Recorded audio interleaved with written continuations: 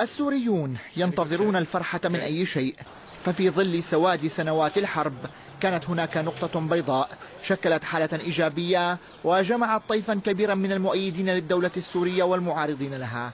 هذه النقطة تتمثل بالمنتخب الأول لكرة القدم المشارك في الدور النهائي الآسيوي لتصفيات كأس العالم. مو بعيد عن دائما الكرة السورية أنه بالتصميم والإرادة الحمد لله والشعور بالمسؤولية هو اللي خلانا نحقق هالإنجازات. أنا بعتبرها إنجازات في ظل الظروف الصعبة اللي احنا عم نعيشها.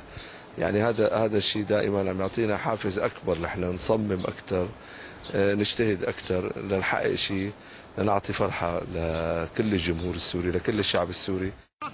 في المباريات الأخيرة التي لعبها هذا المنتخب تم تدعيمه بلاعبين غابوا لفترة طويلة لأسباب مختلفة، أبرزهم فراس الخطيب الذي لم يلعب في صفوف المنتخب منذ بداية الأزمة، وتأثيره في صفوف المنتخب بدا واضحا للغاية.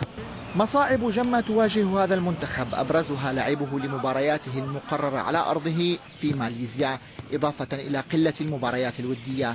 لو كان أرض نحن عم نلعب بسوريا كان اختلفت الموضوع تماما.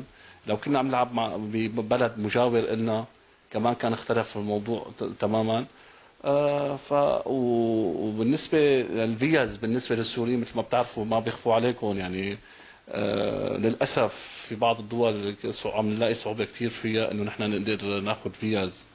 مختلف شرائح المجتمع السوري وقفت خلف المنتخب وشجعته، وعلى الرغم من الخسارة أمام كوريا الجنوبية في اللقاء الأخير إلا أن المتابعين واثقون من أن منتخبهم يلامس الحلم، ويقولون إن تأهلا تاريخيا إلى المونديال قد يساهم في توحيد الصف السوري ولو في أحد المجالات على الأقل. وسط هالحرب يلي ما شاف مثلها بلد بالعالم، وسط هالظروف الصعبة يلي عم يعيشها الشعب السوري، طلع في عنا منتخب بيرفع الراس. هذا المنتخب رجع الفرحة للشعب السوري. أهم شيء إنه نحافظ على هذا المنتخب اللي يعني أول مرة أنا كشاب عمري 24 سنة أول مرة بعيش لحظة إنه منتخبنا قريب من كأس العالم. قليلة جدا هي الأسباب التي يمكن أن تجمع المؤيدين والمعارضين في سوريا، ومنتخب كرة القدم شكل حالة فريدة.